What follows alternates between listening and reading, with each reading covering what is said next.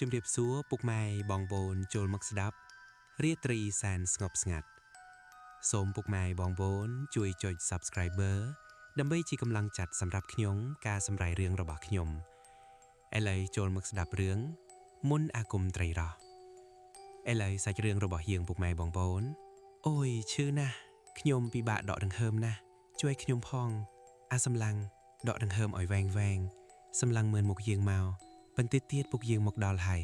គាត់ច្បាស់ជាអាចជួយឯងបានអត់ទេគុណយើងពិបាកទ្រាំណាស់វាដូចជាមានអ្វីមួយយ៉ាងរົບតបល់គឹងពោះយើងយ៉ាងអញ្ចឹងវាចេញមកខាងក្រៅឥឡូវហើយបងប្អូនប្រហែលជាឆ្ងល់ហើយថាតែសំឡេងញាក់ដាកំពុងតែស្រែកដោយសេចក្តីឈឺចាប់នោះគេគឺជាអ្នកណាដោយបរិះម្នាក់នោះគេគឺជាមិត្តជិតស្និទ្ធជាមួយពួកគុណគាត់គឺជាប៉ូលីសដ៏ល្អម្នាក់តែមិនដឹងថាគាត់កើតអ្វីទេសុកគាត់ក៏មានអាការៈចម្លែកសូម្បីតែពួកគុណក៏គាត់មើលមិនដឹងដូចគ្នាដោយជាមានអ្វីមួយយ៉ាងបាំងភ្នែកគាត់យ៉ាងអញ្ចឹងទើបបានជាពួកគុណឲ្យគ្រូសាលោកពួកប៉ូលីសម្នាក់នោះទៅអេនជើញពុកឆៃណោហើយបាននិយាយពីផ្ទះដែលកំពុងតែមានទុកនេះវិញគឺនៅមិនឆ្ងាយពីផ្ទះពុកឆៃប៉ុន្មាននោះទេ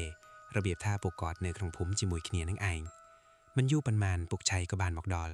គ្រាន់តែគាត់មកដល់ភ្លាមគាត់បានលាន់មាត់ភ្លាមថាអាឡអិតម្នាក់នេះត្រូវរបស់គេហើយមើលឆាប់នាំគ្នាដោះសម្លៀកបំពាក់របស់គេចេញទៅពុកឆៃថាគ្រាន់តែដោះអាវបរ៉បម្នាក់នោះចេញភ្លាមគាត់បានឃើញនឹងស្គាល់យ៉ាងច្បាស់ថានោះគឺជាមុនអាគមអ្វីគឺអាគមទី1ដែលគេប្រើមកហើយពួកប៉ូលីសម្នាក់នេះត្រូវរៀងធ្ងន់ជាងគេគឺវិជាត្រីរ៉ោះចំណែកអាគមទី2ដែលគេប្រើមកតែត្រូវរៀងស្រាលគឺកន្ត្រៃមាសចំពោះវិជាកន្ត្រៃមាសកន្ត្រៃប្រាក់នេះខ្ញុំជឿថាបងប្អូនមួយចំនួនច្បាស់ជាស្គាល់ហើយតែវិជាមួយនេះបងប្អូនភាគតិចណាស់ដែលមិនសូវឮគឺវិជាដែលគេប្រើត្រីរ៉ោះនេះចំពោះការប្រើវិជាមួយនេះគឺមាន 3-4 ប្រភេទដែរណោះប៉ុន្តែខ្ញុំមិនទាន់រៀបរាប់ប្រាប់បងប្អូននោះទេអ្វីដែលខ្ញុំរៀបរាប់អំបញ្ញមិញសុទ្ធសឹងតែជារបស់គេប្រើមកឲ្យសម្លាប់សត្រូវ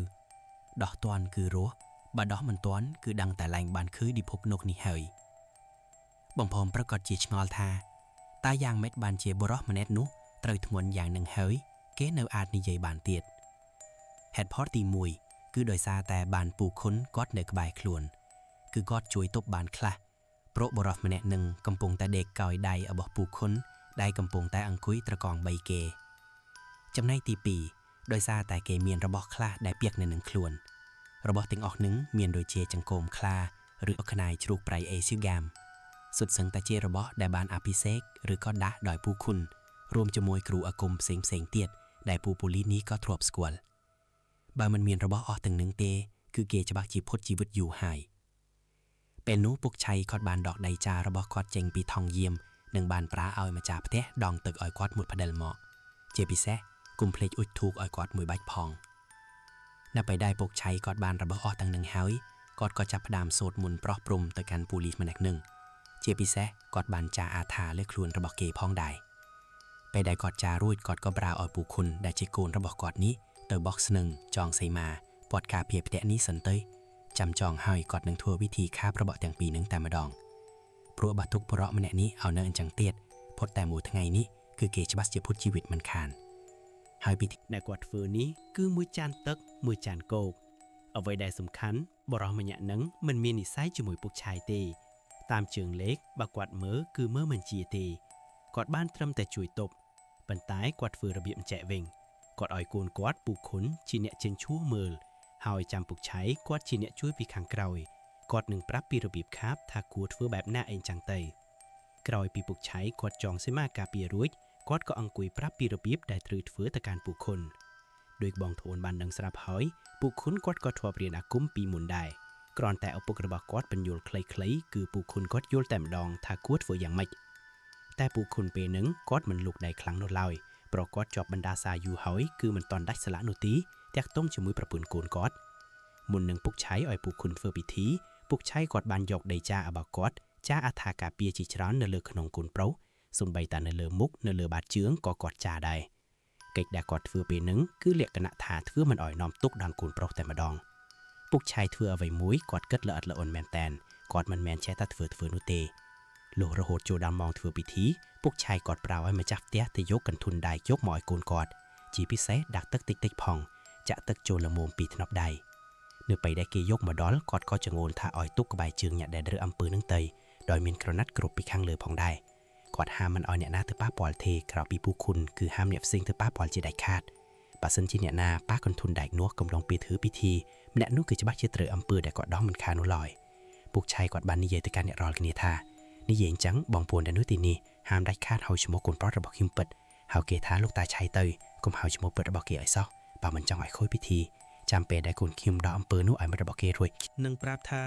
តើរបៀបដែលគេធ្វើអំពើនោះគេធ្វើយ៉ាងម៉េចអីចឹងទៅឥឡូវយើងងាកមកកាន់ការធ្វើពិធីនេះវិញលោកពូប៉ូលីសដែលជាមិត្តរបស់ពូខុនពេលនេះគាត់កំពុងតែដេកសន្លប់លើកន្ទេលដោយស្លៀកតែខោខ្លីមួយទេមូលហេតុដែលគាត់សន្លប់នេះគឺដោយសារតែគាត់ឈឺជោគចាប់ខ្លាំងពេក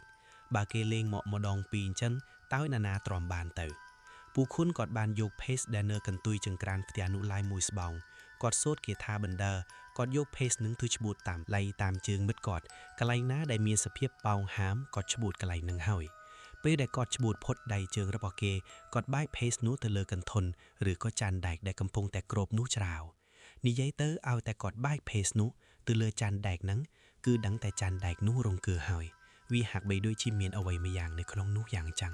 គឺគាត់ចង់សម្ដៅទៅលើសัตว์ទាំងដែលម្ចាស់ផ្ទះយកមកគឺតូតេមានត្រឹមតែទឹកនៅក្នុងនឹងពីថ្នាក់ដៃ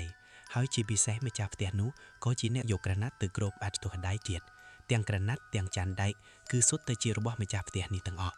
កំឡុងពេលដែលចានដែកនោះរង្គើសមាជិកនៅក្នុងផ្ទះនឹងម្នាក់គេទប់អារម្មណ៍ខ្លួនឯងមិនជាប់នោះឡើយចេះតែរមាស់ដៃចង់ទៅបើកមើលរហូតពុកឆៃពេលហ្នឹងគាត់រៀងទៅចិត្តដែរបើថ្នាក់គាត់ដេញម្នាក់នឹងឲ្យទៅខាងក្រៅបាត់ទុកតែអ្នកដែលអង្គុយស្ងៀមបានហើយគាត់ខ្លាចខួយពិធីរបស់គាត់ពេលនឹងម្ដាយរបស់លោកពូម្នាក់នោះក៏បានសួរមកកាន់ពុកឆៃថាតើកូនរបស់ខ្ញុំយ៉ាងម៉េចហើយលោកគ្រូតើមានសង្ឃឹមប៉ុន្មានភាគរយដែរពុកឆៃថាមិនអីទេអាចញ៉ាំបន្ពេទៀតអីនឹងខ្ញុំដោះចេញមកអស់ហើយគាត់ឆ្លើយដាក់គេបែបនេះទាំងដែលគាត់អង្គុយជុកបារីនៅកន្លែងផ្សេងតាមពិតអ្នកដែលកំពុងតែដោះនោះគឺជាលោកពូខុនទៅវិញហើយលោកប្រហែលជាមួយសន្ទុះធំក្រោយមកពុកឆៃគាត់ក៏និយាយថាបានហើយបានសម្រេចតែម្ដងក្មួយម្នាក់នេះជីវិតគេថ្លៃណាស់អាចថាដោយសារកន្លងមកគេធ្វើឲ្យឡមកច្រើនផងទើបបានជាប្រាក់តាមថៃគេបែបនេះគាត់និយាយបានប៉ុណ្ណឹងពុកឆៃក៏ងើបដៃទៅបើកណាត់នោះចេញពីចានដែកដែលដាក់ក្បែរខ្លួនលោកប៉ូលីសបងប្អូនដឹងថាអ្នករកគ្នាបានឃើញអ្វីទេគឺឃើញត្រីរ៉ោះមួយក្បាលយ៉ាងធំគឺធំប៉ិនកំហ្វួនជើងមនុស្សចាស់ឯណោះជាពិសេសមានកន្ត្រីច្រែកចាប់មួយនៅក្នុងនឹងផងដែរតាមពិតទៅកន្ត្រៃនេះគឺគេឧបកិច្ចដូចជាកន្ត្រៃមាសយ៉ាងចឹងដែរម្នាក់ឃើញហើយយំអាណិតលោកប៉ូលីសម្នាក់នោះខ្លាំងមែនតែនមិនដឹងថាគ្នាឈឺចាប់យ៉ាងណាទេពេលដែលរបស់នោះមកត្រូវលើខ្លួនគេជាពិសេសម្ដាយរបស់លោកប៉ូលីសម្នាក់នោះរួមជាមួយប្រពន្ធរបស់គេគឺយំឡើងទន់ខ្លួនអស់ហើយបន្ទាប់មកពុកឆៃក៏និយាយទៅកាន់កូនប្រុសថាមើលអាឆៃឯងងើបដើរទៅងត់ទឹកងត់អីសិនទៅហើយកុំភ្លេចលាងដៃលាងជើងចេញហ្វងគឺគាត់ឲ្យកូនប្រុសរបស់គាត់បែបនេះដោយសារតែពេលហ្នឹងគាត់មិនបានឲ្យកូនប្រុសរបស់គាត់បញ្ចេញឈ្មោះពិតនោះទេដោយឲ្យប្រើឈ្មោះរបស់គាត់បើសិនជាគ្រូដែលធ្វើនោះគេរើគៀងឬក៏គេចង់ធ្វើមកបន្តទៀតគឺឲ្យមកប៉ះគាត់ទៅកុំប៉ះកូនប្រុសរបស់គាត់អីដោយសារតែកូនប្រុសរបស់គាត់ឥឡូវគឺរបៀបថាលាងដៃហើយប៉ុន្តែរបៀបថាអាសនៈអីគឺគាត់នៅគោរពដដែលគ្រាន់តែពូខុនគាត់មិនប្រឡូកធ្វើគ្រូរំលងបានប្រហែលជា20នាទីក្រោយមកលោកប៉ូលីសម្នាក់នោះគាត់ក៏ដឹងខ្លួនឡើងមកវិញគាត់បានដើរទៅថ្វាយបង្គំពុកឆៃដល់បាតជើងតែម្ដងជាពិសេសគាត់បានអរគុណទៅកាន់មិត្តភក្តិផងដែរដែលបានជួយជីវិតរបស់គេពុកឆៃក៏តបថាមិនអីទេឯងគឺជាមិត្តជិតស្និទ្ធរបស់កូនប្រុសខ្ញុំត្រូវតែជួយឯងចឹងហើយណាមួយឯងជាប៉ូលីសដែលនៅក្នុងភូមិនេះទៀតឬថាអ្នកភូមិសរសើរឯងគ្រប់គ្រាថាធ្វើការបានល្អឃើញតែក្មួយមនុស្សល្អប្រែតាមថែបែបយ៉ាងឯងប៉ុន្តែឯងមិនទាន់រួចផុតគ្រោះនេះនោះទេឯងត្រូវតែមកស្រោចទឹកឲ្យបាន5សើឲ្យតែចូលដល់ថ្ងៃសើឯងទៅផ្ទះរបស់ពូតៃចាំពូស្រោចទឹកឲ្យគាត់និយាយរួចគាត់ក៏សេញញក់ភ្នែកទៅកាន់កូនរបស់គាត់តាមពិតទៅពុកឆៃគាត់មិនមែនជាអ្នកស្រោចទឹកនោះទេគឺគាត់ឲ្យពូខុនដែលជាកូនរបស់គាត់ជាអ្នកស្រោចទឹកឲ្យវិញពេលហ្នឹងប្រពន្ធរបស់លោកប៉ូលីសម្នាក់នោះក៏សួរមកកាន់ពុកឆៃសួរថាលោកពូតើអំពើដែលគេធ្វើមកលើប្តីរបស់ខ្ញុំតើជាអំពើអ្វីទៅមើលទៅដូចជាចម្លែកខ្លាំងណាស់នេះខ្ញុំមិនដែលបានឃើញនោះទេពុកឆៃក៏សើចតិចៗហើយក៏តបថាមានអីពូបញ្យល់បានតាប៉ុន្តែឥឡូវពូចង់ស្ដាប់សម្ដីចេញពីមាត់ប្តីរបស់ឯងសិនថាតើគេទើមានចំនួនជាមួយអ្នកណារហូតដល់ថ្នាក់មានរឿងទាំងអស់នេះកើតឡើងមកដល់ត្រឹមនេះបងប្អូនប្រកាសទីចង់ដឹងហើយថាតើលោកប៉ូលីសម្នាក់នោះគាត់មានឈ្មោះអ្វីដោយប៉ូលីសម្នាក់នឹងគាត់មានឈ្មោះថាកនដូច្នេះឃីមសុងហៅគាត់ថាជាលោកពូកនឬក៏លោកប៉ូលីសកនទៅ លោកពូកនគាត់ដកដង្ហើមធំរួចគាត់ក៏រៀបរាប់អំពីរឿងរ៉ាវដែលគាត់បានជួបកាលពីម្សិលមិញនៅដើមភូមិគឺមានគេឆ្លោះគ្នាដោយមានពីរគ្រួសារហ្នឹងគឺនៅគៀករបងផ្ទះគ្នាខ្លាំងមែនតែនគឺពួកគេឆ្លោះគ្នារឿងដីធ្លីហើយបើតាមគាត់ដឹងទៀតគឺពីរគ្រួសារហ្នឹងជាបងប្អូនសាច់ញាតិជាមួយគ្នានោះទេរបៀបថាជាបងប្អូនជីដូនមួយគោរបស់ភាគីម្ខាងបានចូលទៅចន់ដំណាំភាគីម្ខាងទៀតក៏ដូចជាស៊ីដំណាំរបស់គេអីចឹងទៅពេលនោះភាគីដែលជាម្ចាស់ដំណាំហ្នឹងដំបូងគេទៅនិយាយស្រួលបួននោះទេគេសួរថាហេតុអ្វីបានជាបណ្ដោយឲ្យគោចូលទៅស៊ីដំណាំរបស់គេក៏ដូចជាចន់ដំណាំរបស់គេនៅខាងក្រោយផ្ទះអញ្ចឹងហេតុអ្វីបានជាមិនឲ្យគោចង់គោឲ្យស្រួលបួលដំបូងហ្នឹងគឺគេនិយាយរបៀបថាដោះស្រាយបែបបងប្អូនសាច់ញាតិនោះទេប៉ុន្តែភាគីម្ខាងទៀតដែលជាម្ចាស់គោនោះគេបែរជាមិនព្រមនិយាយស្រួលបួលគេបែរជានិយាយកំហុកដាក់ម្ចាស់ដំណាំទៅវិញទាំងដែលមានញាតិជិតខាងដែលនៅក្បែរហ្នឹងគេបានឃើញផ្ទាល់នឹងភ្នែកថាគោរបស់គេបានចូលទៅបំផ្លាញដំណាំភាគីម្ខាងទៀតច្បាស់តែម្ដងហើយជាពិសេសម្ចាស់ខាងគោហ្នឹងគឺខូចមែនតែននៅពេលដែលពួកគេប្រកែកគ្នាអស់មួយសន្ទុះធំទាំងសងខាងក៏ចាប់ផ្ដើមប្រតែប្រតាប់គ្នាទៅវិញទៅមកហើយក៏លើដំណឹងនេះទៅដល់ពួកខ្ញុំដែលនៅកន្លែងប្រចាំការរួចពួកខ្ញុំក៏ចាប់ផ្ដើមចូលទៅអន្តរាគមន៍ភ្លាមនៅពេលដែលទៅដល់ឃើញអ្នកខ្លះបែកមុខបែកមាត់ទាំងដែលពួកគេគឺជាបងប្អូនសាច់ញាតិនឹងគ្នាពេលដែលខ្ញុំកំពុងតែជជីកឬជជីកគុណសួរនាំរឿងហេតុនោះម្ចាស់គោនឹងគេទាញស្នូមកស្នូគេមុខ3បំរុងតែនឹងរត់មកចាក់មកខាងទៀតពួកខ្ញុំនេះខំប្រឹងខាត់អីផងក៏គេនៅតែមិនស្ដាប់តើតែពួកខ្ញុំដកអាវុធដើម្បីគំរាមទៅបានពួកគេដើរដកថយទៅវិញជាពិសេសញាតិជិតខាងដែលនៅម្ដុំហ្នឹងគឺគេនិយាយកាន់ជើងម្ចាស់ដំណាំគ្រប់គ្នាហើយគេថាម្ចាស់ភាគីខាងគោហ្នឹងគឺខូចណាស់ខូចតាំងពីដើមមកគ្មានអ្នកណាគេសៅរាប់រកនោះឡើយនៅពេលដែលពួកខ្ញុំចាប់ផ្ដើមធ្វើរបាយការណ៍ភាគីខាងគោហ្នឹងគឺគេតែងតែនិយាយលក់លើផ្លែផ្ការហូតថាពួកខ្ញុំនេះកាន់ជើងខាងម្ចាស់ដំណាំថាម្ចាស់ដំណាំហ្នឹងគេគឺជាអ្នកមានប្រាក់ដូច្នេះគេសុកប៉ាន់អីអញ្ចឹងទៅថាពួកខ្ញុំពុករលួយវាទៅជាអញ្ចឹងវិញទាំងដែលក្រុងឯងគឺជាអ្នកខកហើយពួកខ្ញុំមើលទៅលើអាកប្បកិរិយាក៏ដូចជាសម្ដីរបស់គេក៏ដឹងថាពួកគេជាអ្នកបង្កើងដែរដោយសារតែនៅកន្លែងហ្នឹងរញ៉េរញ៉ៃខ្លាំងពេកខ្ញុំក៏ចាប់ផ្ដើមអញ្ជើញពួកគេឲ្យទៅកន្លែងប៉ុកដើម្បីធ្វើរបាយការណ៍ក៏ដូចជាសរសេរពាក្យបណ្ដឹងព្រោះថាម្ចាស់ខាងដំណាំនេះគេចង់ដាក់ពាក្យបណ្ដឹងអីអញ្ចឹងទៅហើយខ្ញុំក៏សរសេរតាមហ្នឹងទាំងដែលធៀបពិតខ្ញុំបណ្ដឹងទៅហើយថាភាគីមកខាងដំណាំនេះគឺគេជាអ្នកឈ្នះក្តីរឿងនេះប៉ុន្តែម្ចាស់គោគេក៏ចង់ដាក់ពាក្យបណ្ដឹងវិញដែររបៀបថាបណ្ដឹងគ្នាទៅវិញទៅមករឿងហ្នឹងក៏អូសបន្លាយពេលរហូតចូលដល់ពេលល្ងាចដល់ពេលហ្នឹងខ្ញុំនិងក្រុមការងារបានឃាត់ខ្លួនជនបង្កហាតទាំងសងខាងពីរញាក់ដើម្បីឲ្យពួកគេនៅកន្លែងនេះចាំមើលពេលដែលពួកគេព្រមដោះស្រាយក៏ដូចជាសម្រួលគ្នាហើយចាំដោះឡើងពួកគេវិញអញ្ចឹងទៅលុះរៀងយប់បន្តិចខ្ញុំក៏ជិះម៉ូតូដើម្បីត្រឡប់មកផ្ទះវិញព្រោះចាប់ម៉ោងការងារហើយនៅតាមផ្លូវពេលនោះក៏មានអ្នកណាម្នាក់បានមកកាក់ម៉ូតូរបស់ខ្ញុំនៅពេលដែលខ្ញុំសម្លឹងមើលទៅក៏ឃើញថាគឺជាបរិសម្នាក់ហ្នឹងគេគឺជាឪពុករបស់ម្ចាស់គោតាមពិតទៅផ្ទះរបស់ពួកគេគឺនៅផ្សេងគ្នានោះទេម្ចាស់គោនឹងគេនៅផ្ទះផ្សេងហើយចំណែកឪពុកម្ដាយរបស់គេនៅផ្ទះផ្សេងនៅពេលដែលខ្ញុំរួមជាមួយក្រុមការងារបានឃាត់ខ្លួនកូនប្រុសរបស់គេលោកពូចំណាស់ម្នាក់នោះគាត់ក៏សូមនិយាយជាមួយខ្ញុំតាមមើលគេដឹងថាកូនប្រុសរបស់គេអាចនឹងចាញ់រឿងក្តីមួយនេះដែរគាត់បាននិយាយមកកាន់ខ្ញុំក្មួយឯងជួយកូនប្រុសរបស់ពូទៅណាគាត់និយាយបណ្ដាគាត់ដោះខ្សែកដែលគាត់ពាក់នៅនឹងកនោះហត់មកលើដៃរបស់ខ្ញុំគាត់ថាខ្សែកនេះគឺមានទម្ងន់ 5G កាលពីចំនួននឹងមានរៀងថ្លៃដែរខ្ញុំថាធ្វើចឹងមិនការតែពូខ្ញុំគឺជាសមត្ថកិច្ចពូធ្វើបែបនេះគឺជាអំពើពុករលួយក៏ដូចជាអំពើខុសច្បាប់ហើយបន្ទាប់មកគាត់ក៏តបមកខ្ញុំវិញពូដឹងហើយប៉ុន្តែពូមិនចង់ឲ្យកូនប្រុសរបស់ពូវាមានទោសនោះទេឥឡូវទោះបីជាវាមិនឈ្នះរឿងក្តីមួយនេះយ៉ាងហោចណាស់ក្មួយអាចជួយសម្រាលទោសគេបានដែរឬក៏អត់ខ្ញុំដល់ពេលឮបែបនេះខ្ញុំកាន់តែអត់ទៀតហើយខ្ញុំតបទៅកាន់គាត់វិញថាមិនកើតទេពូហើយណាមួយមិនដឹងថាគេប្តឹងដល់ណាផងមិនស្រួលនោះគេប្តឹងឡើងដល់ខេត្តផងក៏មិនដឹងណាមួយខ្ញុំឋានៈតូចទាបខ្ញុំមិនអាចជួយអ្វីបានច្រើននោះឡើយហើយបាននិយាយអំពីសំណូកសោកប៉ាន់នេះវិញខ្ញុំរឹតតែអត់ទៀតហើយពូ ពូគួរតែយកពេលវេលាដើម្បីទៅសម្រុកសម្រួលជាមួយបងប្អូនសាច់ញាតិរបស់ពូទៅក្រែងលោគេព្រមដកពាក្យបណ្ដឹងវិញពេលដែលខ្ញុំនិយាយអញ្ចឹងបុរសចំណាស់ម្នាក់នោះគាត់ក៏ទម្លាក់ទឹកមុខ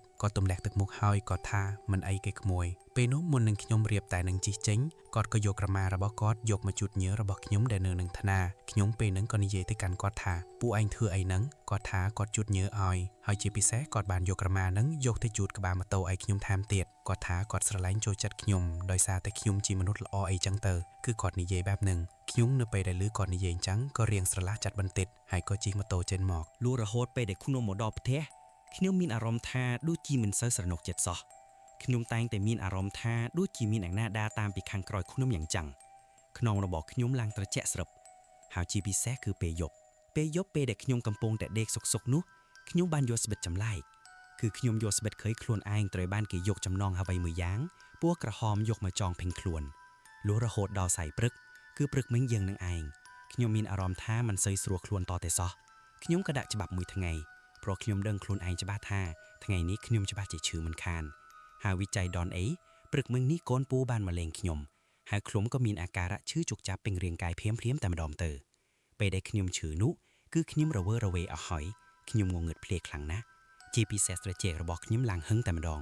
បាននិយាយអំពីករបស់ខ្ញុំរួមជាមួយដៃជើងហាក់បីដូចជាមានអ្នកណាគេកំពុងតែចាប់កាច់ពុកឆៃគាត់សើចតិចគាត់ថាបាយជាឈឺយ៉ាងម៉េចបើពូគ្រាន់តែក៏លេខទៅកាន់ឯងប្រៀបបានដូចជាត្រីរស់ទៅហើយនឹងរបៀបថាត្រីរស់គេចាប់កាច់កពុកឆៃគាត់មិនលាក់បាំងនោះទេពេលដែលគាត់ចូលមកនឹងគាត់បានឃើញនារីម្នាក់សក់វែងខ្លួនឡើងខ្មៅកំពុងតែយកខ្សែរឹតករ៉គេចំណែកនៅខាងស្ដាំមានបរិវមាធំម្នាក់កំពុងតែចាប់កាច់ដៃរបស់គេប៉ុន្តែហាក់បីដូចជាមានអ្នកណាម្នាក់ទៀតកំពុងតែប្រាំងជួយពន្លឺនឹងពណ៌ក្រហមគាត់មើលមិនសូវច្បាស់នោះទេតោះតែគាត់សួរទៅទើបដឹងថាបរិវម្នាក់នេះពេលដែលគេកំពុងតែឈឺនឹងគេមានពាក់ខ្សែកដូចជាជង្គង់ខ្លាក៏ដូចជាខ្នាយអេងចឹងទៅហើយណាមួយបានពូខុននៅចិត្តនឹងថងទើបបានជាមិនសូវអីអញ្ចឹងមានន័យថាពន្លឺក្រហមតិចដែលពុកឆៃគាត់ឃើញនោះគឺជារបស់ដែលជួយគេទៅវិញទេពេលនឹងលោកពុកកុនបើសិនជាមិនបានខ្សែកនោះរួមជាមួយពុកខុននៅចិត្តគាត់ច្បាស់ជាផកទៅហើយព្រោះអាគមពីរប្រភេទដែលគេប្រើមកកាន់គាត់នឹងគឺសັບតែជាអាគមផ្ដាច់ម្នាក់ក្រង់តែលឺបែបនេះក៏នាំគ្នាខិតចូលមើលចិត្តពុកឆៃគ្រប់គ្នាព្រោះពុកឆៃនិយាយថាមានទាំងនារីខ្លួនខ្មៅផងមានទាំងអាមាត្យធំផងអ្នកណាដែលថាមិនខ្លាចជាពិសេសបរិបម្នាក់ដែលរមាស់ដៃរមាស់ជើងកំពុងតែឈរស្ដាប់ក្រៅផ្ទះនោះក៏រត់ចូលមកខាងក្នុងដែរពុកឆៃគាត់ក៏បន្តថាក្មួយឯងគឺមិនអាចចេញពីផ្ទះរយៈពេល3ថ្ងៃចាប់តាំងពីថ្ងៃនេះទៅ3ថ្ងៃហ្នឹងហាមចេញទៅខាងក្រៅផ្ទះជាដាច់ខាតលោកប៉ូលីសក៏បានតបថាបាទពូមិនអីនោះទេខ្ញុំនឹងឲ្យគេចំនួនខ្ញុំ3ថ្ងៃឥឡូវពួកឯងប្រាប់បានទេថារបៀបដែលគេធ្វើអំពើមកកាន់ខ្ញុំតើគេធ្វើយ៉ាងម៉េចខ្លះទៅព្រោះនេះវាលឿនខ្លាំងណាស់ត្រឹមតែមួយយប់សោះព្រឹកឡើងខ្ញុំក៏ត្រូវរបកគេតែម្ដងពុកឆៃក៏តបអូពូភ្លេចឲ្យឈឹងពូរវល់តែជក់បារីស្ដាប់ឯងខ្លាំងពេកតាមពិតទៅរបកគឺវាចេះឥឡូវពូសុំនិយាយអំពើដែលតាក់ទងជាមួយត្រីរស់មុនទៅចោះចំពោះការធ្វើពិធីអាគមដែលតាក់ទងជាមួយត្រីរស់ទី1គេឲ្យយកត្រីរស់មួយក្បាលរួចសរសេរគាថានិងដាក់ឈ្មោះស្ត្រីចូលបើបានថ្ងៃខែឆ្នាំកំណត់ស្ត្រីទៀតគឺកាន់តែល្អ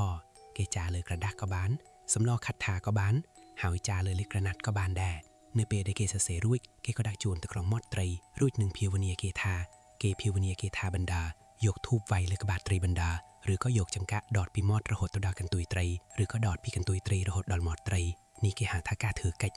ពេលដែលគេភាវនាគេថាចប់គេមានវិធីមួយទៀតគឺគេអាចកាច់បំបាក់កត្រីនោះក៏បានដែរពេលដែលកាច់បំបាក់កត្រីនោះហើយអ្នកដែលត្រូវរបកនឹងក៏មិនរស់ដែរប៉ុន្តែបើសិនជាអាយុរបស់គេមិនទាន់អស់ឬក៏គេមានដូនតាតាមថែរក្សាគេអាចនឹងត្រូវរៀងស្រាវដូចជាការថ្លោះកឬក៏ហើមនៅត្រង់ចំណុចករបស់គេក៏អាចថាបានដែរហើយចំពោះកិច្ចមួយទៀត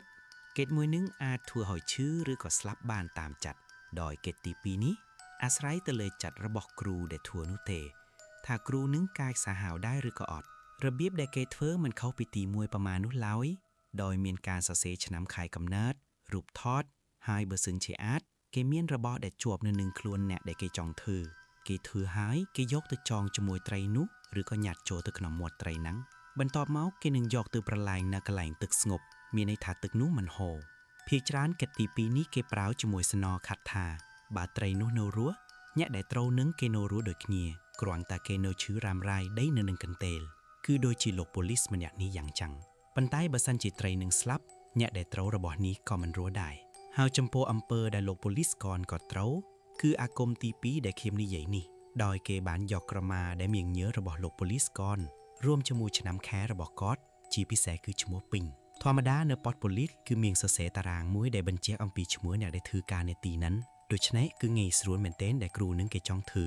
ហើយនៅពេលដែលគេធ្វើរួចមិនដឹងថាគេយកទៅប្រឡែងនៅទីណាទេសំណាងហើយដែលលោកពូខុនគាត់អាចខាបយកមកវិញបានបើមិនចឹងទេលោកប៉ូលីសកនគឺដឹងតែចប់ហើយលោកប៉ូលីសកនគាត់ស្ដាប់បណ្ដាគាត់បែកញើសស្រាក់ដោយសារតែគាត់មិនធ្លាប់ឮនោះទេបន្ទាប់មកគាត់ក៏សួរថាចុះវិធីដែលលោកពូនិយាយមួយទៀតអោះតើវិធីហ្នឹងជាវិធីអ្វីដែរហើយគេមានបានប្រើមកលើក្នុងដែរឬក៏អត់ពុកឆៃក៏បានតបអូចំពោះគេទី3ដូចជាគេមិនបានធ្វើទៅលើអាញទេព្រោះវិជានេះរៀងពិបាកធ្វើបន្តិចដែលគេឲ្យយកដី7បញ្ឆាហើយជាពិសេសគេឲ្យយកស្នាមដានជើងរបស់អ្នកដែលទីចង់ធ្វើឬក៏ស្នាមទឹកនោមបើយើងមានសក់ឬក៏កញ្ចក់ដៃអីក៏បានដែរយើងយកមកលាយជាមួយដីបញ្ឆានោះដោយគេសូនជារូបមនុស្សប្រុសឬក៏មនុស្សស្រីបើសិនជាអ្នកដែលគេចង់ធ្វើនោះជាមនុស្សប្រុសគេសូនជារូបមនុស្សប្រុសបើសិនជាអ្នកដែលគេចង់ធ្វើនោះជាមនុស្សស្រីគេនឹងសូនជារូបរបស់មនុស្សស្រីអូយើងភ្លេចប្រាប់ឯងថាកិច្ចទី3នេះគេមិនសូវផ្ដោតទៅលើត្រីរ៉ស់នឹងប៉ុន្មាននោះឡើយគឺគេផ្ដោតទៅលើឈើដែលគេដាក់អាំងត្រីរ៉ស់នោះដោយឈើដែលគេចង់បាននោះគឺជារស័យឈើរស័យនោះគេកាប់យកមកសម្រួចរួចហើយគេយកទៅដោតមាត់ត្រីរ៉ស់ដែលគេកំពុងតែអាំងនឹងតាំងពីមាត់រហូតដល់កន្ទុយគេដកចេញដកចូលរហូតទាល់តែបាន7ដងនៅពេលដែលបាន7ដងហើយគេនឹងយកឈើនោះយកទៅឧបកិច្ចដោយគេនឹងយកទៅចាក់លើរូបសូនដែលគេសូនចេញមកពីដី7បញ្ឆារួមជាមួយស្នាមដានជើងឬស្នាមទឹកនោមអ្នកដែលគេចង់ធ្វើគេស្រឡាញ់កន្លែងណាគឺគេចាក់កន្លែងនោះហើយប៉ុន្តែវិជានេះគឺគេគ្រាន់តែធ្វើឲ្យឈើនោះទេរបៀបថារៀងឈឺធ្ងន់ប៉ុន្តែទោះបីជាឈើក៏ដោយបើសិនជាយើងមិនទៅរកគ្រូដើម្បីដកនោះទេគង់តែដល់ថ្ងៃស្លាប់មិនខាន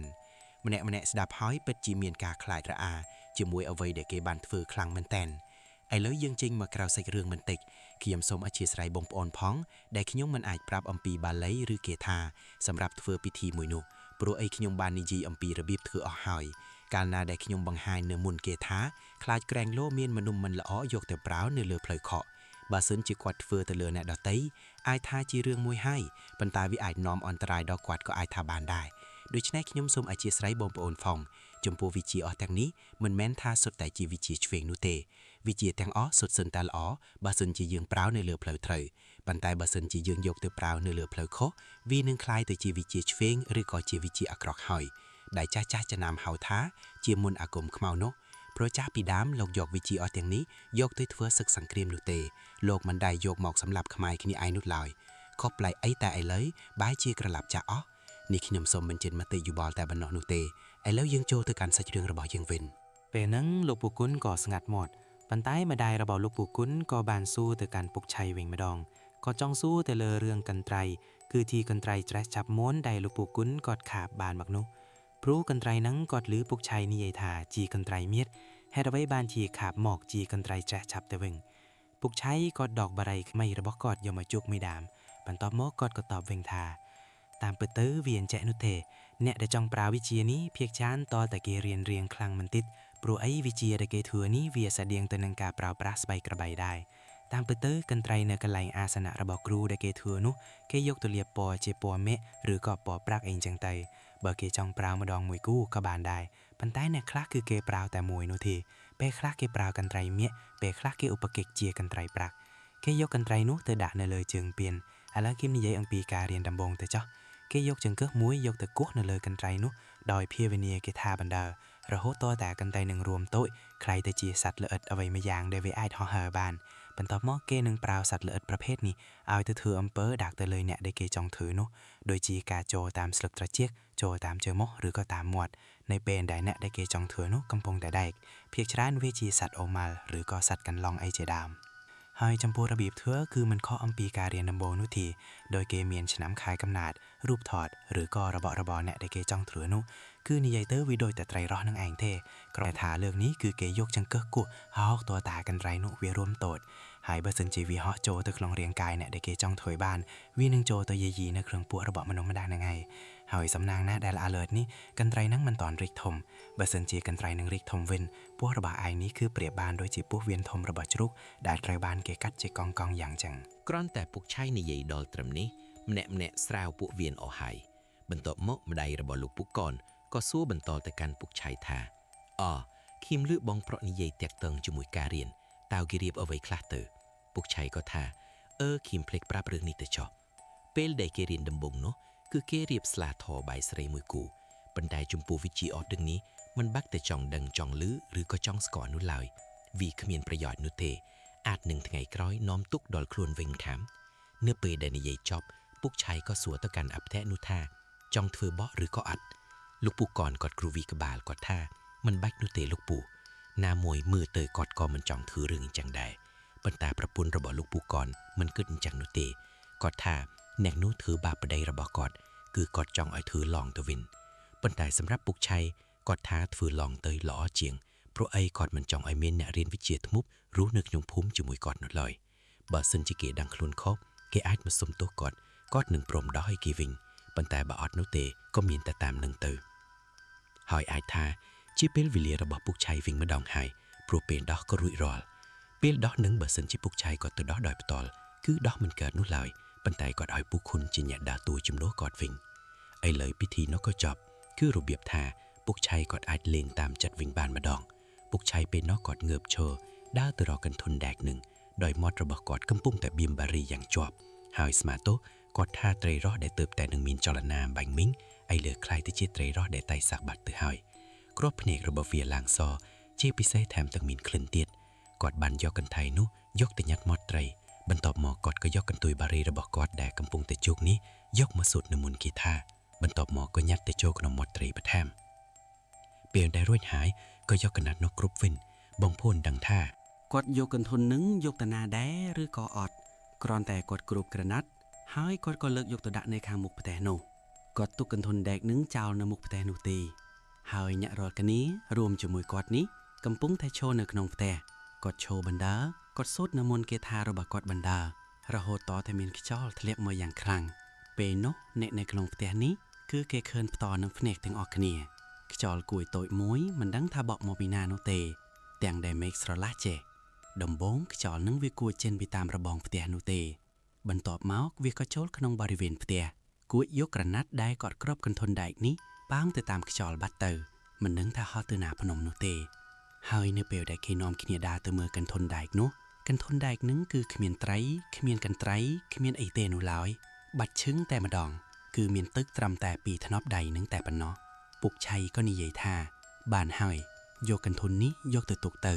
ហើយដោយដែលខ្ញុំបានប្រាប់3ថ្ងៃនេះហាមឲ្យគេចេញតែខាងក្រៅផ្ទះហើយឥឡូវនេះក៏ដល់ពេលវេលាដែលខ្ញុំត្រឡប់ទៅវិញហើយព្រោះខ្ញុំជាប់មាត់ជាមួយមិត្តភ័ក្តិថាថ្ងៃនេះទៅជុំគ្នានៅក្នុងផ្ទះថ្មីរបស់មិត្តភ័ក្តិរបស់ខ្ញុំម្នាក់គាត់ប្រាប់ឲ្យគុណប្រុសរបស់គាត់អ្នកចាត់ចែងក៏ដូចជាប្រាប់អំពីរបៀបខ្លះៗទៅកាន់អាផ្ទះនេះទៅជាពិសេសរឿងត្រីទៅស្រោចទឹកនៅក្នុងថ្ងៃណាគាត់និយាយហើយគាត់ក៏ដើរស្ពាយធំយាមរបស់គាត់ត្រឡប់ទៅវិញបាត់បងប្អូនស្ដាប់ឮអំបញ្ញមិញរួយថាគាត់ជាប់មាត់ទៅលេងផ្ទះថ្មីរបស់មិត្តភ័ក្តិបងប្អូនប្រកបជាដឹងហើយថាជាផ្ទះរបស់អ្នកណានោះគឺជាផ្ទះរបស់ពូឌីដែលគាត់ទើបតែសាងសង់ហើយថ្មីពូឌីគាត់ធ្លាប់តែអត់ផ្ទះនៅនោះទេប៉ុន្តែនៅពេលដែលគាត់ធ្វើផ្ទះថ្មីហើយផ្ទះរបស់គាត់គឺសឹងថាធំជាងផ្ទះមិត្តភ័ក្តិរាល់គ្នាទៅទៀតជាពិសេសគឺជាផ្ទះថ្មសុទ្ធមួយផ្ទះហ្នឹងគឺគាត់នៅតែម្នាក់ឯងនោះទេប៉ុន្តែក៏ឮដំណឹងថាលោកតាលុចគាត់ដូចជាចង់លើកកូនស្រីរបស់គាត់ឲ្យទៅកាន់ពូឌីយ៉ាងម៉េចទេគឺជារកូនស្រីពៅរបស់គាត់នោះប៉ុន្តែពូឌីថាគាត់មិនស្រឡាញ់នោះឡើយដោយសារតែនាងក៏នៅរៀងក្មេងពេកគឺមិនស័ក្តិសមជាមួយគាត់ហើយនៅពេលដែលពុកឆាយទៅដល់នោះគឺឃើញតែពូឌីពូឈឿនរួមជាមួយពូដួងតែប៉ុណ្ណោះដោយលោកអ៊ំលេងលោកអ៊ំប្រាក់ពូកែវរួមជាមួយលោកតាលុចគាត់មិនបានមកនោះឡើយដំបូងពុកឆាយក៏ឆ្ងល់ដែរថាហេតុអ្វីបានជាមិនហៅមកឲ្យជុំគ្នាមកពូឌីគាត់ថាចាំ 4-5 ថ្ងៃទៀតចាំហៅគាត់មកដោយសារតែបន្ទប់ទឹកក៏គាត់មិនតាន់ធ្វើឲ្យស្រួលបួលហើយឥឡូវគាត់កំពុងតែចរចាទិញជ្រូកអ្នកជិតខាងរើគាត់មួយក្បាលដើម្បីយកមកធ្វើម្ហូបហូបជុំគ្នាជាមួយមិត្តភ័ក្តិឥឡូវគាត់ចរចាមិនតាន់ត្រីនោះឡើយចាំពេលដែលម្ចាស់ជ្រូកនោះគេយល់ព្រមគាត់នឹងអញ្ជើញអ្នករាល់គ្នាឲ្យមកតែម្ដងពួកឌួងពេលនោះក៏សួរទៅកាន់ពុកឆាយថា ให้บองแองมาปีหน้าเมื่อเตยโดยชีออกกำลังมาแล้วปุกชายก็สายติ๊กก็ทาก็เติบแต่มุกปีดอกอำเภอโอเคกรอนแต่ลีแบบนังมันอะก็มือมุกเงียให้ก็สู้ทาตาวอย่างหน้าแดดเตยอำเภอเกให้แหน่เถยนึงเกในไอหน้าปุกชายท่าแหน่เถยในขนมภูมินึงไอให้แหน่ได้เตยคือชีละปุก้อน ปุดวงก็สูลกปุกก้อนได้ช่วยดอสไตรเรื่องอ้อยเขียงกาได้คิมมินเรื่องเลือกมุนหนังเมนเตปุกใช้ถ่าหนึ่งให้นั่งเลงปลาเตียงกันไตรพ้องเลงปลาเตียงตรีรอพองสำนางให้บานอค้นก่อนเขียงวินัยจัดบามันจังเตมวยนังคือจะบ้าจิงอบนามวยวิโทหล่อพ้องโดยชนะอายุจีวัตระบากเวียมันตอนออฟนูเต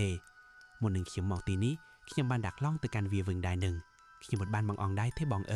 เพราะเมื่อเธอวิเลงจ้องสำหรับโลกโพลิสก้อนแต่มาดองปูเชื้อนก็ซ้ายไทยก็ทานี่บองบาซึ่งจะเขียมเว้นเขียมยอกอตึกในมินตรีรอตรีนังยอกจะแจ้กันดานมุกระเบาะเวียจีบิเซขยมนังออยวีเลียบกันไตรเลียบไตรรอดนังโจยแต่ขนมปู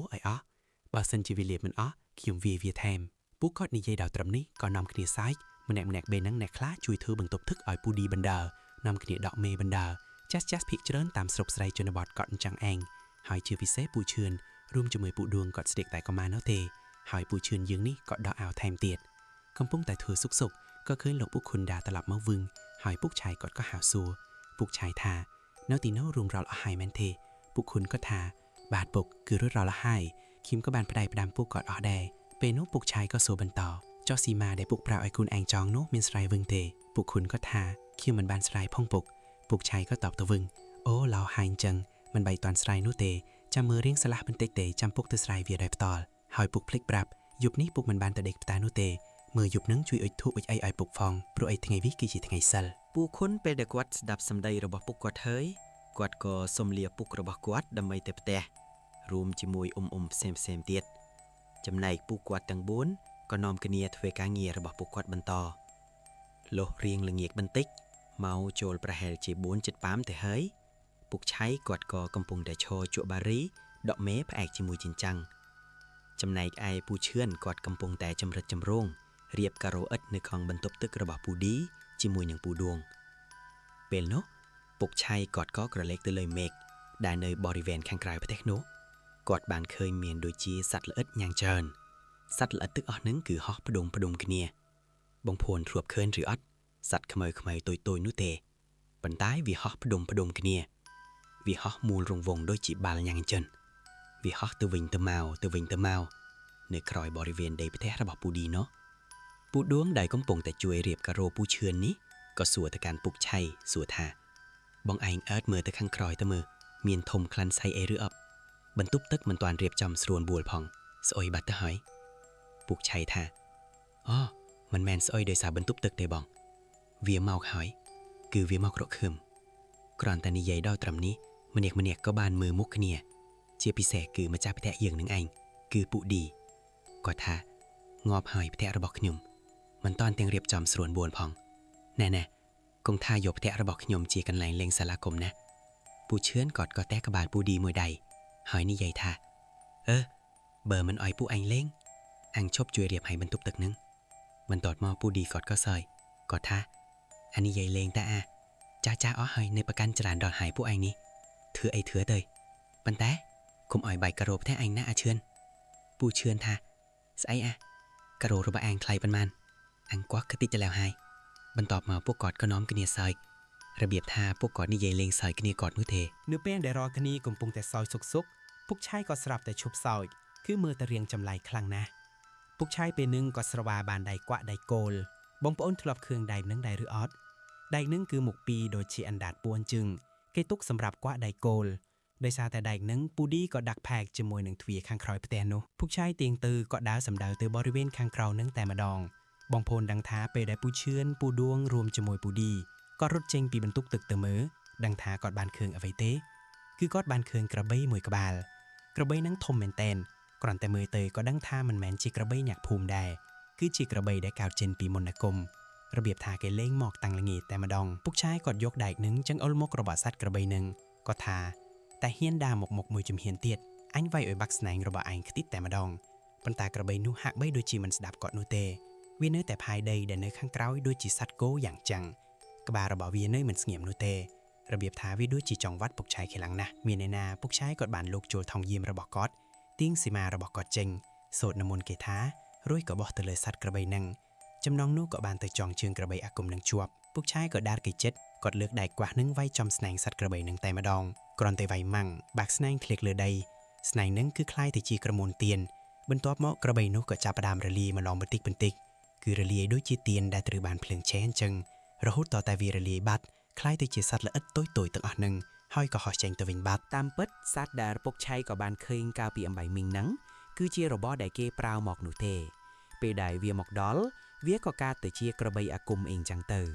ចំណែកក្រមួនទៀនដែលធ្លាក់ទៅនឹងដីនោះវាក៏ជ្រាបចូលទៅក្នុងដីម្ដងបន្តិចរហូតតទៅអស់ពុកឆៃក៏លន់មកថាចូលមកនេះហ៊ានប្រើមកទាំងល្ងាចអញទៅដល់មុខផ្ទះឥឡូវហើយពូឈឿនក៏ស្រែកចេញពីក្នុងផ្ទះថាបងអើយឲ្យវាប្រើមកឲ្យអស់មកបើថាវាប្រើអស់ហើយអាហ្នឹងចាំទៅប្រាក់ដោះវាបោកផ្តោតែម្ដងខ្ញុំក៏ចង់ឃើញមុខវាដែរហើយដោយសារតែពេលហ្នឹងរៀងល្ងាចដែរទៅហើយលោកពុករកគ្នាក៏ទៅលាងដៃលាងជើងដើម្បីរៀបចំហូបបាយពេលល្ងាចគឺពួកគាត់យប់ហ្នឹងមិនបានទៅផ្ទះនោះទេគឺនៅដេកផ្ទះរបស់ពូឌីមើលយប់លោកពុកទាំង4គាត់នាំគ្នាហូបបាយនៅមុខផ្ទះបដិពួកគាត់ដកមេបដិ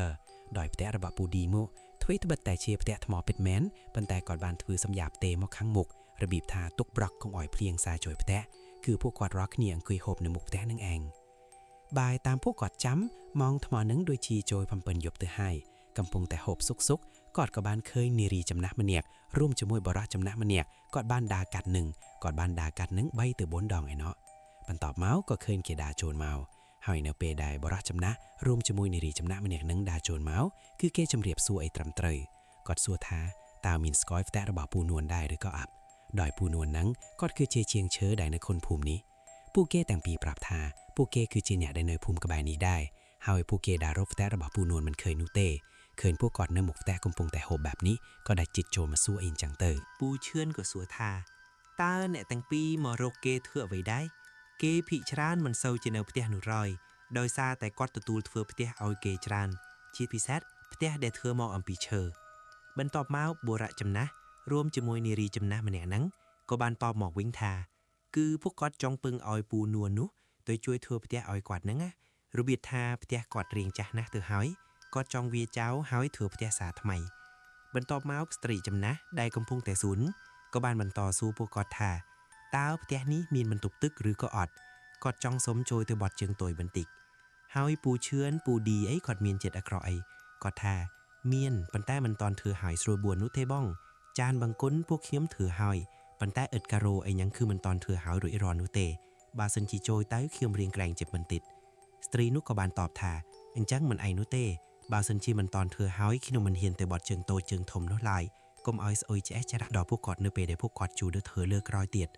ម្នាក់ស្រីនោះក៏បាននិយាយថាអញ្ចឹងមិនអីនោះទេហើយចុះនៅខាងក្រោយមានព្រៃដែរឬក៏អត់បើសិនជាមានព្រៃគាត់ទៅដោះទុកសัตว์នៅកន្លែងព្រៃខាងក្រោយហ្នឹងក៏បានដែរពូឌីថាអូបើនៅខាងក្រោយនឹងបាននៅក្បែរហ្នឹងមានពីងមួយដែរតាស្រួលលាងដៃលាងជើងផងនិយាយរត់ស្ត្រីនោះក៏បានដើរទៅបាត់គឺនៅសល់តែបុរសដែលទីប្តីស្រីម្នាក់នោះតែប៉ុណ្ណោះ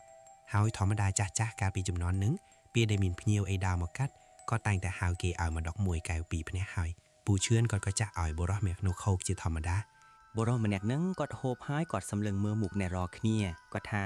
បងទាំងអស់គ្នាដូចជាខ្ញុំធ្លាប់ឃើញនិងធ្លាប់ឮឈ្មោះពីមុនដែរថាសុទ្ធតែជាអ្នកចេះតើបងមានឈ្មោះថាបងឈឿនបងឆៃបងឌួងនិងបងឌីនឹងមែនទេពូឌីថាមែនហើយនឹងឯងគឺពួកខ្ញុំគឺជាអ្នកចេះនឹងឯងហើយមានការអីមែនបុរសនោះថាអត់ទេដោយសារតែខ្ញុំឮឈ្មោះល្បីនឹងណាហើយឥឡូវនេះខ្ញុំបានមកហូបជាមួយខ្ញុំពិតជាមានសំណាងណាស់នេះហើយអ្នកភូមិខ្ញុំរកគ្នាអ្នកណាក៏និយាយពីពួកបងដែរកំពុងតែនិយាយគ្នាដឹងពូគាត់ក៏ចាប់អារម្មណ៍រៀងប្លែកថាម្នាក់ស្រីដែលទៅបត់ជើងនៅខាងក្រោយនោះទៅយូរខ្លាំងម្ល៉េះដោយទីមិនទាន់ឃើញមកវិញទៀតគាត់ក៏ប្រាប់ឲ្យប្តីរបស់គេនឹងទៅតាមមើលទៅក្រែងរកប្រពន្ធរបស់គេមានបញ្ហាប្តីនឹងក៏តបទៅកាន់ពួកគាត់វិញអូប្រពន្ធខ្ញុំតែប៉ុណ្្នឹងឯងបើសិនជាគាត់បានទៅបត់ដៃបត់ជើងនោះគាត់រៀងយូរបន្តិចដោយសារតែគាត់មានជំងឺគាត់ចាស់ណាស់ទៅហើយនៅពេលដែលឮបែបហ្នឹងពួកគាត់ក៏មិនបានដេញដោលដែរមួយសន្ទុះក្រោយមកក៏ឃើញស្រីម្នាក់នោះដើរត្រឡប់មកវិញពិតមែនបន្ទាប់មកពួកគេទាំងពីរក៏សុំលាពួកគាត់ត្រឹមហ្នឹងព្រោះអីម៉ោងក៏ចូល7:08ទៅហើយពួកគេប្រញាប់ត្រឡប់ទៅភូមិវិញ ព្រោះផ្លូវតាមស្រុកតាមភូមិកាលពីចំនួនហ្នឹងគឺស្ងាត់មែនដែនហើយពេលនោះពូឌីក៏បានជូនដំណើរពួកគាត់រហូតទៅដល់ខាងក្រៅមិនដឹងថាគាត់និយាយអ្វីខ្លះជាមួយនឹងពីរអ្នកប្តីប្រពន្ធនឹងនោះទេហើយនៅយប់ហ្នឹងគឺមិនមានរឿងអ្វីកើតឡើងទៀតនោះឡើយរបៀបថាស្ងាត់ជ្រាប ពុកឆៃរួមជាមួយពូឈឿនអីគាត់ចាំមើលដែរតែដូចជាគ្មានឃើញគេប្រើអ្វីអីមកនោះឡើយលុះរហូតដល់ស្អែកព្រឹកពួកគាត់ចង់ធ្វើបន្ទប់ទឹកនឹងបងហើយព្រោះអីនៅសល់តែបន្តិចទៀតតែប៉ុណ្ណោះគឺបន្ទប់ទឹកនឹងអាចប្រើប្រាស់បានហើយកំពុងតែអង្គុយធ្វើសុកនោះពូខុនគាត់ក៏បានជិះម៉ូតូមកដល់គាត់មកនឹងមានដូចជានំបញ្ចុកមានដូចជាបបរគ្រឿងអីនឹងគាត់ទិញយកមកផ្ញើរួមជាមួយនឹងឪពុករបស់គាត់ហើយពួកគាត់នៅពេលឲ្យឃើញក្មួយរួមជាមួយកូនទិញរបស់មកផ្ញើបែបនេះណាមួយព្រឹកមិញមិនទាន់នាំគ្នាហូបអីផងក៏នាំគ្នាមកអង្គុយហូបអីសិនកំឡុងពេលដែលពួកគាត់កំពុងតែហូបអាហារដែលពូខុនគាត់ទិញមកផ្ញើនោះពុកឆៃគាត់សួរទៅកាន់ពូខុនថាតើរឿងក្តីនោះយ៉ាងម៉េចហើយគឺគាត់ចង់សួរតាក់ទងទៅនឹងរឿងដែលម្ចាស់គោនិងម្ចាស់ដំណាំនឹងគេឆ្លោះគ្នាថាគេប្តឹងដល់ណាដល់ណីហើយពូខុនក៏បានតបមកវិញទាំងអសនាថាមានអីពុកឥឡូវពួកគេសម្រុះគ្នាវិញហើយខាងម្ចាស់គោហ្នឹងគេក៏ព្រមជើងសំណងក៏ដូចជាបានសុំទោសទៅកាន់ម្ចាស់ដំណាំរួចហើយប៉ុន្តែមើលទៅកាន់ពួកគេដូចជាសុំទោសឲ្យតែហើយនោះទេរបៀបថាសុំទោសមិនចេញពីចាត់យ៉ាងហោចណាស់ក៏ភាគីមកខាងទៀតគេព្រមដកភាពបណ្ដឹងនៅពេលដែលខ្ញុំចេញមកវិញខ្ញុំក៏ឆ្លៀតចូលមើលមិត្តភ័ក្តិបន្តិចទៅអាមួយនោះឥឡូវវាមានកម្លាំងកំហែងវិញហើយពុកឆៃក៏ថាបើវាមានកម្លាំងកំហែងហើយផ្ដាំវាផងធ្វើយ៉ាងណាកុំឲ្យចាក់ចេញពីផ្ទះមុនពេល3ថ្ងៃហើយអាអ្នកដែលដាក់ពាក្យបណ្ដឹងគ្នាទៅវិញទៅមកនោះក៏អញ្ចឹងដែរជាបងនឹងគ្នាស្អប់ហើយរស់នៅជាប់របងនឹងគ្នាទៀតមិនគួរណានឹងឆ្លោះគ្នារឿងចឹងហើយជាពិសេសអាខាងម្ចាស់គោនឹងបានដាក់អំពើទៅលើលោកក្មួយប៉ូលីសកនទៀតឥឡូវរឿងក៏វាចប់ហើយឲ្យវាចប់ត្រឹមហ្នឹងទៅពុកក៏មិនដេញដោលអីដែរប៉ុន្តែបើសិនជាវាប្រើអ្វីអីមកទៀតទៅលើក្មួយកូនឯងត្រូវតែមកប្រាប់ពុកនឹងទៅលេងវាដល់ផ្ទះ នៅពេលដែលនិយាយគ្នារួចពូខុនគាត់ក៏សំលាចាកចេញពីទីហ្នឹងដោយសារតែគាត់ប្រញាប់ទៅធ្វើការងាររបស់គាត់បន្តចំណែកឯលោកពុកតាំងបូនគាត់ហូបនំបញ្ចុកហូបបបរគ្រឿងអីរួចហើយក៏នាំគ្នាទៅបញ្ចប់ការងារនៅក្នុងថ្ងៃហ្នឹងតតែចូលដល់ម៉ោង2ថ្ងៃទៅការងាររបស់ពួកគាត់រួចរាល់ហើយពេលនោះពួកគាត់ក៏បំបែកគ្នាទៅប្រទេសរៀងៗខ្លួនដោយពូឌីគាត់នៅប្រទេសម្នាក់ឯងនោះទេគាត់រងចាំថ្ងៃដែលគាត់ចរចាតម្លៃជ្រូកជាមួយគេរួចគាត់នឹងហៅអ្នករកគ្នាឲ្យមកតែម្ដងលុះរហូតដល់ពេលល្ងាចពូឌីគាត់នៅប្រទេសម្នាក់ឯងនោះទេគាត់ក៏កំពុងតែអង្គុយនៅមុខប្រទេសម្នាក់ឯងគាត់សង្វេគចាត់ខ្លាំងណាស់របៀបថាពីមុនគាត់ធ្លាប់នៅប្រទេជាមួយនឹងពូឈឿនធ្លាប់នៅប្រទេជាមួយនឹងពុកឆៃពេលយប់ឡើងគាត់មានគ្នាជជែកលេងប៉ុន្តែនៅពេលដែលគាត់មកនៅម្នាក់ឯងគាត់គ្មានប្រពន្ធគ្មានកូនដូច្នេះគឺឯកាមែនតែនពេលហ្នឹងគាត់ក៏កំពុងតែគិតពិចារណាដែរថាគួរតែបើកចិត្តសម្លឹងមើលកូនរបស់លោកតាលោកតែឬក៏អត់បើនិយាយទៅពូឌីគាត់មិនបានមានប្រពន្ធអីត្រឹមត្រូវនោះទេ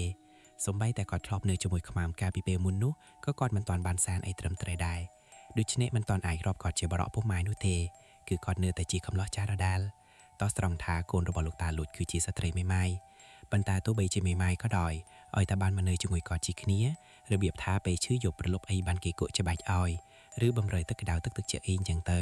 ជាពិសេសបើសិនជាថ្ងៃមុខថ្ងៃក្រោយដល់ពេលវេលាដែលគាត់ត្រូវទៅផ្ទះរួមជាមួយទ្រព្យរបស់គាត់មួយចំនួនទៀតគាត់នឹងប្រគល់ទៅឲ្យកូនរបស់លោកតាលួច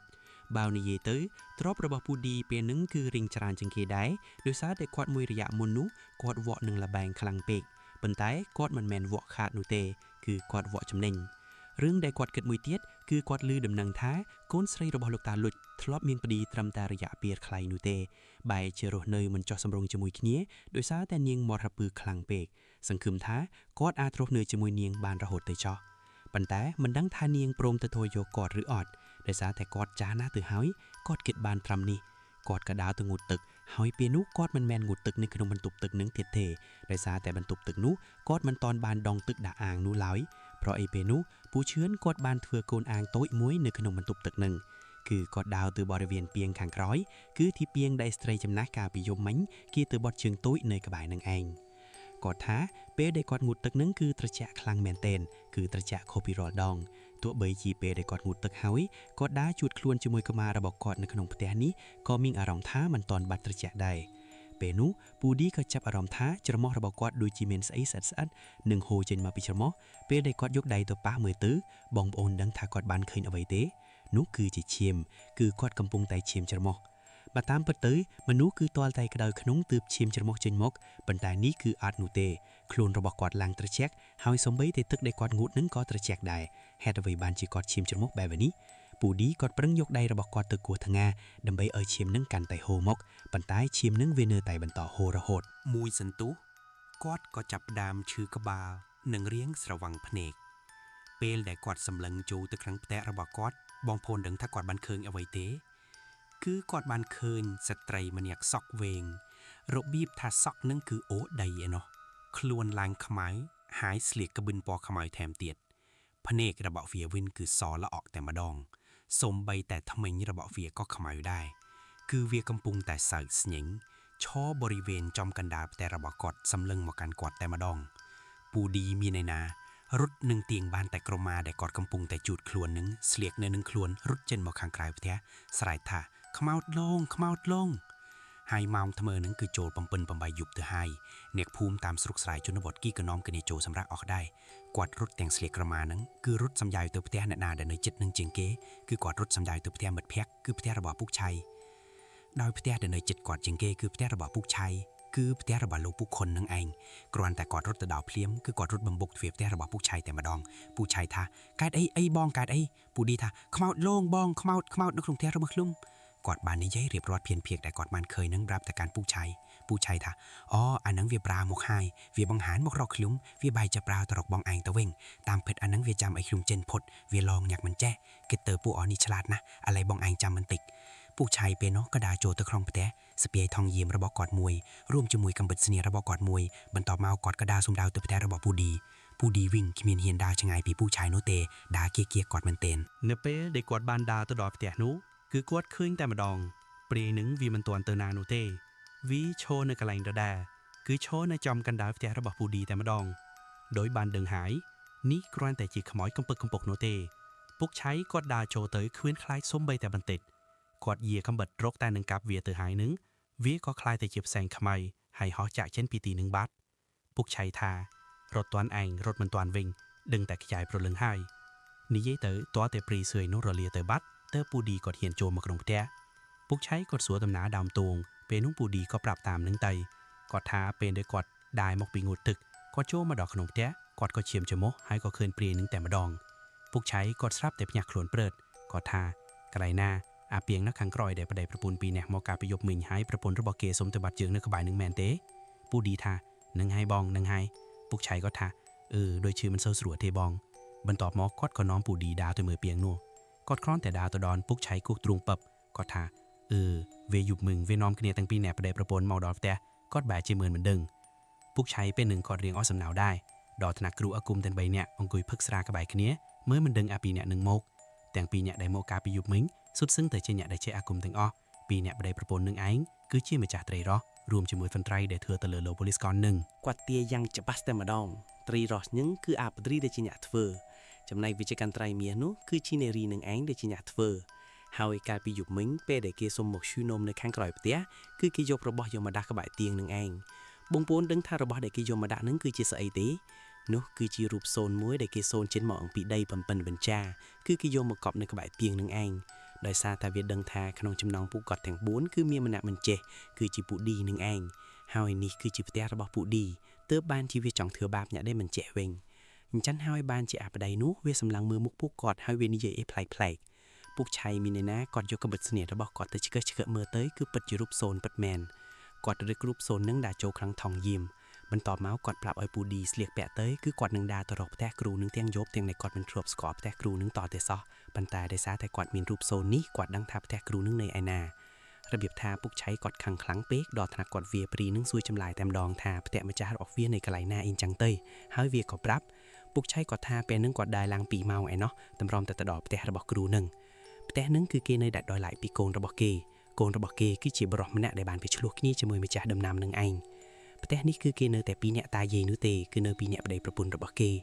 ពុកឆៃទៅដល់ធាក់ទ្វារនោះម៉ាំងទៅដល់ឃើញគេកំពុងតែរួមមេត្រីដល់ថ្នាក់ពូឌីក៏យកដៃបិទភ្នែកពុកឆៃក៏មិនបានមើលចំដែរគាត់ប្រាប់ថានាំគ្នាស្លៀកពាក់ស្លៀកអីឲ្យលឿនទៅពីអ្នកប្តីប្រពន្ធនឹងដឹងថាថ្ងៃសួយរបស់ខ្លួនឯងមកដល់គឺថាឡើងញ័រមែនទែន ចុះធម្មតាគេដឹងទៅហើយនឹងព្រួយការពីយប់មិញប្រពន្ធរបស់គេយករបស់យកទៅកប់នៅក្បែរពៀនហើយឥឡូវពុកឆៃបានមកដល់ផ្ទះបែបនេះគេដឹងថារឿងរបស់គេគឺបែកការហើយគេក៏នាំគ្នាស្លៀកខោអាវរបស់គេហើយពុកឆៃឃើញថាផ្ទះនឹងសុទ្ធតែរបស់គេធ្វើពិធីហើយគ្រាន់តែគាត់មើលសម្លឹងទៅលើពិធីដែលគេធ្វើនឹងក៏ដឹងថាគេរៀនវិជ្ជាឆ្វេងដែរជាពិសេសអាសនៈរបស់គេគឺផ្សេងគ្នាខាងប្រពន្ធផ្សេងខាងប្តីផ្សេងពូឌីក៏ថាមុខពុកឆៃពេលនឹមឡើងក្រហមហើយភ្នែករបស់គាត់គឺថាអំណាចមែនទែនសូម្បីតែពូឌីក៏មិនហ៊ានមើលចំដែរពីអ្នកប្តីប្រពន្ធនោះគេដឹងថាវិជ្ជារបស់គេទាំងពីរគឺមិនអាចប្រៀបផ្ទឹមជាមួយពុកឆៃម្នាក់ឯងបានឡើយគឺគេដឹងថាខ្លួនឯងចាញ់ 100% តែម្ដងនៅពេលដែលស្លៀកពាក់ហើយក៏មកអង្គុយបត់ជើងនៅពីមុខពុកឆៃដែលកំពុងតែឈរនៅមាត់ទ្វារនោះពុកឆៃគាត់លូកចូលថង់យាម